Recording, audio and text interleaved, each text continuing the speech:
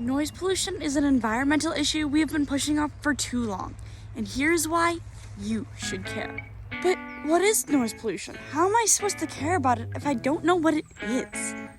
Noise pollution is noise levels above 65 decibels, but the issue is that nowadays most noise levels are above that range. For example, a car driving by is 70 decibels, and an airplane is 130. Bars and restaurants generate 100 decibels. All this noise pollution is affecting the wildlife. Birds that rely on their song to survive through navigation, finding food, and finding mates can't do so because of noise pollution. It prevents them from finding such things by overpowering the sound of the song, so they could die. This could disrupt the whole ecosystems that the birds live in.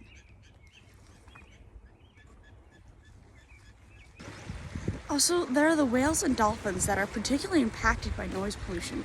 They rely on echolocation to communicate, navigate, feed, and find mates. And excess noise pollution like ships, oil drills, sonar devices, and seismic tests interfere with their ability to echolocate. Ships looking for deep-sea oil or gas deposits tow devices called air guns and shoot pulses of sound down to the ocean floor.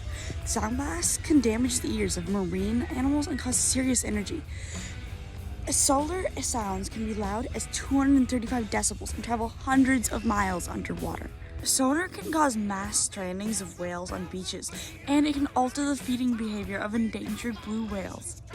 The death of one creature in an ecosystem could ruin a whole web of life. For example, if one of the birds in the bird population goes down, or many of the birds in the bird population go down, this could make the species that eat the bird also dwindle and die as well. This could eventually lead to the collapse of the whole entire ecosystem. Or in case of the whale, if the whale passes away, it could create an overpopulation of krill. This could mean less food for smaller sea life like the krill, and eventually the krill food supply would run out, and so all the other animals that rely on the krill will also die as well. Noise pollution is damaging to so many things in our environment, our animals, our whole ecosystem. And it doesn't just affect the animals either, it also affects the people. Noise pollution can disrupt our hearing and increase mental struggles like anxiety and depression. Noise pollution above 45 decibels basically increase and helps fester insomnia. It can also damage your focus in school, making you perform worse. This sounds awful. Is there no way of improving?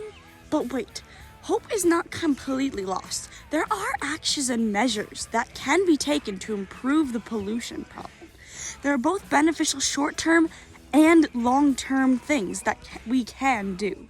I personally think the best course of action is trying to reduce things like driving. And when you drive, you can take down noise, along with not using your car horn as often, if at all, and especially not at night, unless it's for rescue purposes.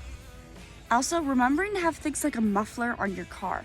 And if you can, try to have an electric vehicle because it brings down noise a lot. Some long-term things could be if there were laws passed that banned things above certain decibels and restricted night noise even more.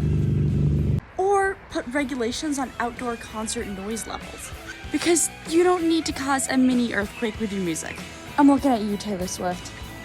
Also, we need to get rid of the sonar waves that our machines make. We need to find replacements for things like seismic tests and oil drills, like stop the drilling of oil altogether and try to find other ways to get a reading on the earth and seabed without harming sea life. But is there nothing I can do? Even if you believe there's nothing you can do, you're wrong. Because as a teen, there are different things you can do to help bring down noise pollution. Don't blast music in the car. Try to keep down the parties. Try biking to work.